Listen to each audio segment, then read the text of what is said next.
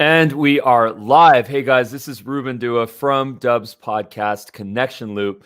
I am psyched to have Jared Robin on the line here. We're going to get into this topic of community, of family, of tribe, of empathy, of compassion, not necessarily looking at the bottom line, but looking at human beings and the creations and the content and the connections that we're building. Jared, if you could start with a short bio, love to get into this. Yeah, I'm Jared Robin, 15 years pro work experience, but about 9 to 10 months being the co-founder of Rev Genius, a community of sales, marketing, and RevOps professionals, all levels of experience, all titles, and really excited to be here. We're approaching 12,000 members. And what was the catalyst for that? What was the light bulb moment? What said, you know what, the world needs this and I'm going to go build it? Yeah, I love that question. So I was out of work at the beginning of COVID, and my newfound friend, Galen Gurmai, co-founder of Rev Genius, and I just met because we went to tons of webinars. And we projected the Zoom fatigue early on. I was going to like 20 webinars a week because I was just trying to like network and meet people, et cetera. And the first challenge we saw was there's so many of these and there's no aggregated place for them, no aggregated space. So we're like, let's do that. What does that look like? And like Eventbrite for sales and marketing and curated. Well, to start with it, we just created a Google Sheet and put all the events that we found, from the fearless sales leaders that we knew and loved, whether it was John Barros or Salesforce or a community, et cetera, a sales hacker, et cetera, put it on a sheet. And we're like, okay, how do we bring it to people? And we made friends, in our quest to simultaneously improve our personal brand, right? People that were interacting with our posts through everybody in a group. And we're like a LinkedIn messaging group. And we're like, hey, check out this list of all the events we have. And we soon realized that there was more power in the group than there was in the events. So we're like, okay, cool. We were breaking LinkedIn because we had a group of like 40 people talking to each other and like literally the app was crashing for everybody. It's like, okay, hey, it seems like we're a community. Let's look at the community space. We found like 4 major players there, and we're like, there's a gap in exactly what we believe in. And that was accessibility, inclusivity, diversity, all this. We wanted to create an accessible space for everybody. Not just if you hit a certain level. We wanted it to be, talking in real time, et cetera, et cetera. And then came Rev Genius. And then we haven't looked back since. So, we were thinking of the first idea, was it like Eventbrite? And then we're looking at the whole market in other ways. And everybody in that group of 40, they're like, this is crashing. Can we go to Slack? So like they literally brought us there. And along the way, we're like, oh, by the way, we're calling this Rev Genius. Is that cool? And cool, but what is it? And we figured that out fast. Well, it's so interesting because I remember when I got the invite to Rev Genius, and at first I didn't quite understand it. And then once I started to understand it, I felt a little bit of I was skeptical, and I felt a little bit of fear because I thought to myself, what is it like to be in a community with 10,000? I think at the time it was 10 or 11,000 salespeople. That sounds intimidating because salespeople want to sell. So if I now find myself in a community of salespeople, am I going to get hounded? Am I going to get Slack messages for people saying, hey, do you want to buy my stuff? And so interestingly, months and months later, Slack had this announcement, which was actually, I think, just a couple of days ago, where they said we're going to allow anyone to communicate or to send a one-to-one message with any other Slack user, and it was a total nightmare. They had to retract the feature. It was like a PR nightmare. Now, the story that I'm trying to convey, though, is that is not what this is. Rev Genius is not that. It's such a harmonious place where there's so much curiosity, there's so much community, there's so much value, there's so much content. I have it right here on my screen, and a couple of things that I just want to let you know about that I really appreciate. First of all, the way that you categorize information is the product of a lot of learnings. Because when you are building a tribe and people are communicating information, that information goes anywhere and everywhere it can go. And unless the architects of this create a system by which to organize the data, it yields chaos. And I think that you've really organized this in a way that's ready for scale. This could have 100,000 users on it, all of whom are providing or at least getting tons of value. So what was the process? What was the learning process for you to build a harmonious, balanced ecosystem here? So there's a couple factors, right? And I'll talk about platform, and I'll talk about structure, and I'll talk about rules, right? Like all of it together combined to create this. And we knew right away, no selling or no self promotion had to be up there, right? With our rules, and understanding that people were going to err here, but that, and we should give them a second chance, but maybe not a third and fourth, right? So like, one, put that out there. And one quick anecdote I remember, and this is what we've been preaching. I remember it felt like somebody was about to sell something. Like you get a question like, "Who here needs help with A?" And you're like, oh, "Okay, the sales pitch is coming in a minute." And I pulled that person aside, who here needs help with video? Oh boy. I'm looking at your LinkedIn. He sells video. I'm in for it, right? So I got the warning signal, and granted, I'm not always in the room, so to speak, but you get the idea. So I pulled this person aside. I said, "Were you about to sell something?" And he said, "Yeah." I said, "Do me a favor. First off, don't. But and that's a rule and all that. But try this, right? Because I know that you're here to improve your professional life. And that could mean sell more, that could mean get promoted, that could mean find a job, that could mean find a mentor, mentee, etc. So instead of trying to sell, and he was forward with me and was like, I'm not that good at sales and all of this. I said, okay, we could work with that. Instead of trying to sell your product, why don't you go out and say, "Hey, I need help selling my product," in this like really vulnerable way. Because if I'm selling a video platform and I pitch it like, "Oh, it's better, product centric," or understand both we've been taught. But if I go out there with any product and I say, "Hey, I have this product, it's really good. We have some great clients. I'm having trouble," and you put that in a community, you're going to get people to come up and help you. They're going to help you sell better. They're going to offer their time. They're going to offer their mentorship. And you know what's going to happen? It might be a longer road to getting there, but a couple things. One, you're going to get better, like a lot better. Two, you're going to make a lot of friends, because vulnerability is like magnetic, like when people are real with one another. And three, you're going to be a great part of the community, and you're going to pass it on. You're going to imprint it to others that you see, right? You're going to be like, "Oh, that used to be me." So first off, having the right rules in play. Now, it's funny because Slack for us isn't probably the optimal platform. And frankly, I don't know if a third-party platform in general that you're not paying for is optimal for any community. What was interesting about that Slack is the speed of messages and the speed of getting responses was big. And I don't think any website, any message board, any forum, period, like sub $1 billion Reddit, right? And LinkedIn and social media networks can do that.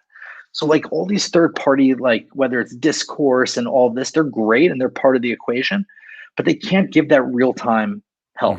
They can't give that real time help. So having Slack at least as part of our product ecosystem was important. And then the 1 through 8 numbering, that was just a best practice we borrowed from another community that we saw doing it. And hey, we could do better.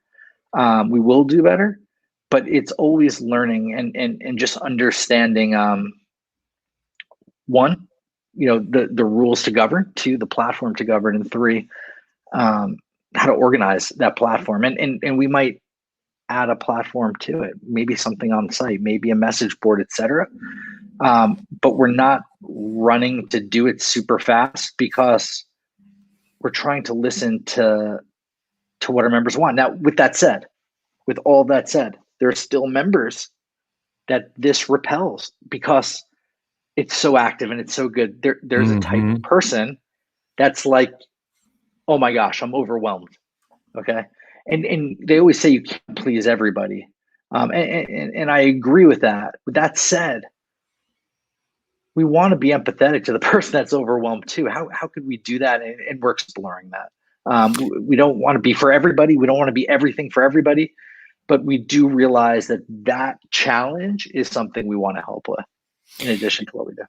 Yeah, I really appreciate the way you kind of laid that out. You know, I'm a early adopter of Slack. I'm a big lover of Slack, but I don't love every aspect of Slack. I mean, I have this kind of mantra, which is I have no problem investing into myself, investing into technology, investing into software. We have a long list of software platforms that we subscribe to that really help us and provide value. Slack is not one of them. We actually, as a team of almost 30 people all over the world, we actually don't pay for Slack, and it's become a little bit of a mantra for us because our philosophy is that if we are paying for Slack, probably the reason why we're paying for Slack is integrations, which, are great, are powerful. And number two is being able to go back and find historical data in Slack. Like I had a conversation 3 months ago. There was a video, there was an image. I want to go back and reference that. I pinned it. Our philosophy is more, don't do that, because Slack is a slightly ephemeral real-time platform. So instead of doing that, what we do in our Slack channel is we have a Google Doc in every single channel. And we go and populate the Google Doc. This is obviously for internal only, and most of the time. And we populate that doc, and then that's the go-to doc. So if we have a meeting, we pop into that. Now, I can see in your case where having a real-time collaborative environment is extremely valuable. I have received and given benefit on RevGenius multiple times. I get that. But you did mention Discourse. And the reason why I'm always curious about community forums like Discourse, and I'm actually going to share our instance of Discourse, because this is, for anyone that doesn't know, Discourse is an open source community platform. It looks very similar to a forum. You'll use it. Yeah, it's a Reddit style. It's really good. It's clean. It's simple. But we use this for our community. Now, using Discourse for RevGenius would be interesting, but it wouldn't be as neat. It wouldn't be as powerful because it would be, yes, it's evergreen, but it's not as immediate. So you can't get that immediate support, but at the same time, you do build articles, you do build a community, you build links, and you build contributors. So I'm personally very curious to know, what's in the pipeline for RevGenius. How are you going to attain the best of both worlds? Evergreen content, SEO links that people can access that drive you more traffic and users and collaborations, but then also the real-time vibe, that empathy, that compassion, that curiosity that's bringing people together. Yes, sir. That's my question for you. Where are you headed? What's in your pipeline? What's it going to look like in 6 months? Yeah, so I look at the community tools as 3 types. One, you have third-party off-site instant messaging that tends to have an app with it, whether it's Discord with a D or Slack being 2 of the leaders. I see on-site messaging back and forth, whether it's there's a handful of tools. Tribe.so is one of them, amongst others. And then I see a combination of message boards and Reddit. The UI could be a little different. There's a few of them. Discourse is one of them. So I see all that. And when I say community, where people are talking back and forth, and then one that I put in the back burner, but I've seen a lot of communities use, like Mighty Networks, seems to be great for on-demand content. Okay, but do we build it? Do we use this, et cetera? That's the $1 million question. So what's in our pipeline on site for that? Well, I'll tell you. Right now, what's happening before any of that is we're going to give the audience really great content. We have RevGenius Mag. It's a digital mag. You could call it a blog, but don't. The difference is it's semantics to some, but to me, it's brand, right? It's brand, and that's big. A blog comes secondhand. A digital mag is the principle, and I want everything to emanate. Plus, it's you don't want to send somebody to a blog. You want to send somebody to your mag, right, to learn more. So to me, it's not semantics. And having really good content, really good contributors is big. And we could talk about the SEO potential implications from that and driving traffic, et cetera. But let's talk about having another no cost resource or exchange for being a member that doesn't cost you anything resource for our members. And what's cool is, and what's interesting, and why I'm slower to see the field, because I see everything that's out there, and we could do everything that's out there. We could do the discourse, we could do that. Would that make us that different? Would that make us a category maker, which we are? And you could argue, well, we're on, yeah, but we're category maker. There's micro communities and there's Rev Genius. We're revenue empowerment, right? Where we're giving that the member more power than they've had in the past for a variety of reasons. So with a digital magazine, we could have, the traditional how-to content, how to sell, how to market, and much deeper versions of that. But we could also talk about, the real challenges, the real issues, the real everything, and really give a personality to that, and bring more on-demand stuff, bring more people into it, et cetera. And then if we want to get our community to help contribute to more of an LMS, a learning management system for all, that's interesting too. So we're feeling it out. We want people to be on the site as what's next for obvious reasons, but we want them to get tremendous amount of value from that. And not for nothing, we're thinking about how we could work with our sponsors to develop like the new lunch club. We're talking to Chili Piper, for instance, about booking calendars together, like MVP format, using their product to put 2 people in there. And how can we increase engagement, double down more on what makes Rev Genius.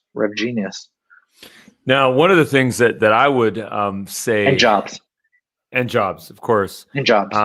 Yeah. So one of the things that we just kind of wrapped on kicking off, now it's a whole long process for us to properly build this out, is Dub Academy. So this is the early stages of Dub Academy, academy.dub.com. And we are using a third party. We were considering building this in-house, and they're like, why would we do that? There's so many great platforms out there. There's Kajabi. We're using a software platform called GuruCan, which seems to be pretty interesting. And what's interesting about this is that we can build our courses here. So this is not a revenue stream for us, because our revenue stream is dub.com. It's our software. It's our video outreach platform. So getting people to just take these courses and get the certifications, it just helps us. It's good for business. It's less churn. It's more sticky rates, more people evangelizing. But this process was a lot easier than I thought, because if you can build a video where you can train someone, well, you can build a course. And just by guiding through someone in this case, it's a YouTube video, and some of these we use Dub, it's a really simple way to educate people. And then I must say that for people that are interested in having that additional revenue stream, it's charging for that. So my question for you is, do you see yourself going into the realm of, pay for education materials? Because you, as a resource, as a thought leader, all the amazing people in your network, I mean, the wealth of information that you guys have is pretty second to none. So curious to know where you guys are going to go for education. Yeah. So if the example I've been looking at lately is SaaStr. Are you familiar with it? SaaStr. I feel like I've heard of them, but I haven't researched them. I haven't seen their stuff, but people have definitely mentioned them. They're spectacular. And if you go to SaaStr University, they're a great organization, a great company. They have a lot of great companies. They throw, they're the world of SaaS, and they help SaaS leaders early stage and later on with challenges and scaling, et cetera. And their university is super clean and super interesting. So that's relevant. Can you repeat the question? I apologize. I was going on. No, thank you. Thank you for that. So my question is, do you see yourself charging for courses, developing and then charging for courses? So I see potentially charging for memberships. Would courses be part of that? Yeah. I don't see us charging solely for courses. That's been done. That's being done. Let's go to Gumroad. That's boring. And frankly, you could get the code from your friends. Like, I'm the type of person that's speaking, and I ask for a bigger discount code to not make money off the tickets for somebody else. right? Like I want to give everything to the people. Now I see more of I think education's part of it. I think more access is part of it, whether that's to mentors or mentees, mentors really. Not everybody pays for mentees, but for mentors, better Mentees leveled are up. called, those are called interns. Fair. Well, fair. And more for the jobs function. I think, you know, we're in a world that more and more is on demand. You can get some of the best sales trainers for free. A lot of people are coming up this school of thought, like the content is free, executing it and implementing it for you or your organization, that's what you pay for. Open to that. Like we're also thinking, you know, a lot like pay for execution, results, etc. So do I see us charging for courses? It could be part of a membership package. Do I see us making our members pay for what they're getting now? I do not. You know, I think you said it so eloquently. I completely agree with you. You know, this idea of giving away the content for free because information education is democratized, but monetizing the access, monetizing the ticket to get into the location, you know, to be with the community, to have the information conveyed in real time, earlier access. You know, I feel like that's the future. And I feel like, you know, if a lot of people, I actually think, and I've been working a lot through this just as we're building Dub Academy, but I actually think a lot of course selling is rooted in, not all of it, but some of it is rooted in a scarcity mindset, which is, I have a course, I want to put that course out there, I want to gate it, I don't want to give it away for free, I want to sell it, I want to try to get, you know, X number of people to pay Y for it, and then that's what's going to give me my money. My problem with that. Boring. Yeah. And the other problem is that what do you do once it's done? Like you have to go and reinvent yourself and do it all over again. You don't have the gift of YouTube. You don't have the gift of Slack, like RevGenius, where a community, a tribe is being built, followers, you know, people, engagement, growth. So I really like your model of saying, you know what, tribe, it yields content, which yields results, which yields more tribe. Yeah. So you could be, let's say you're an enterprise that you have $1 million a year goal, right?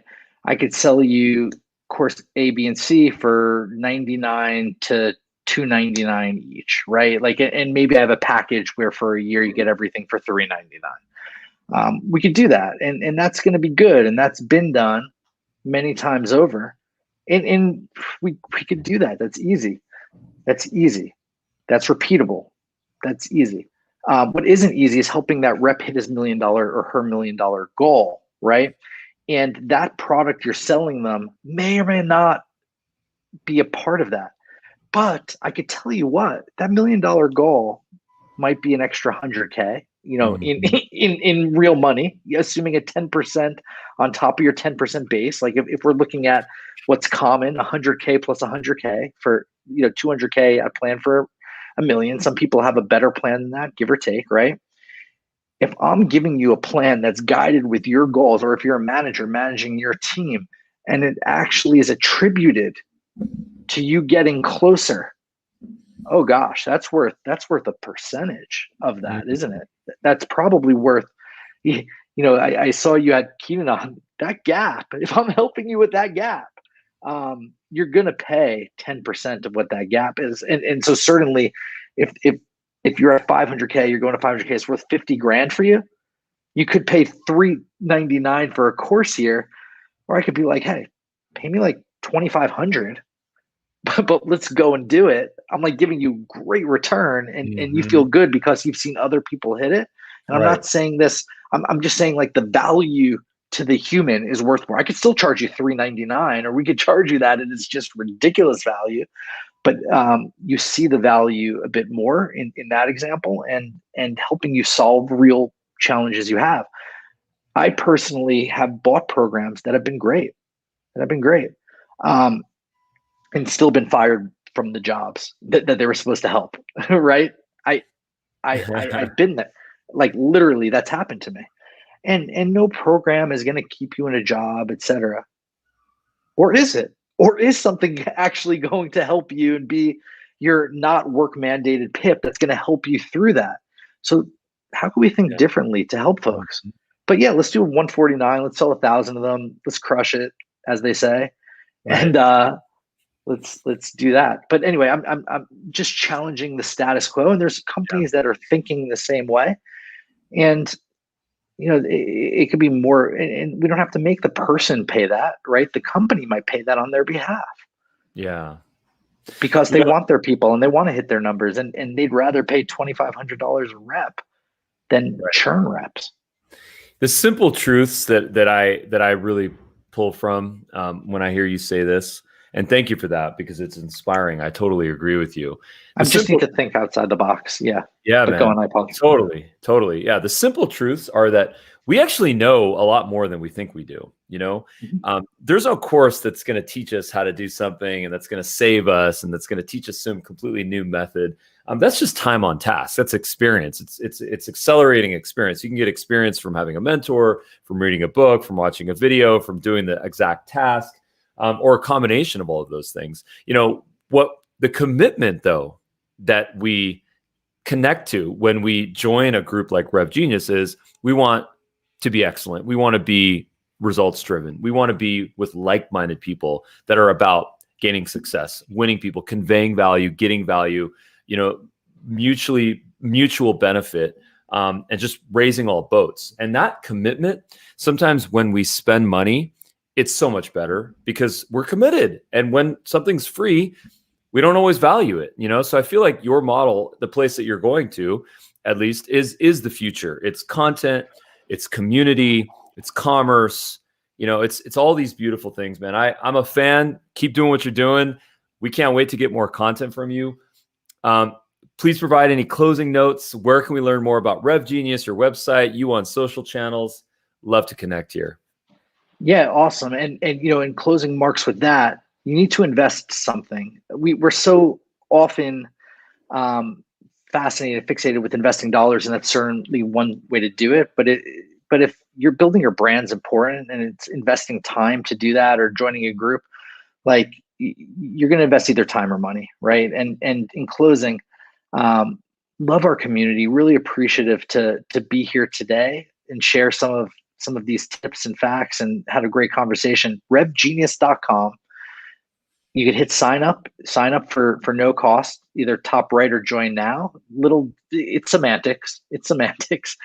And once you get in, you answer some questions and then come right into the Slack. If as you're on the screen here, the mag leads to the mag, and there's a spectacular article on automation and getting in the door and stuff like that. If you look at the sales process automation, the good, the bad, and ugly, super, super cool stuff there, and really want to hear your feedback throughout. We're trying to help you all. Appreciate you. Connect with me on LinkedIn, Jared Robin /in/Jared Robin, or email me, jared@revgenius.com. I don't shy away from one-to-one contact. I appreciate you. Well, thank you so much, Jared. See you on the next one. This was great. Thank you so much. Stick around for some notes, man. Thanks again.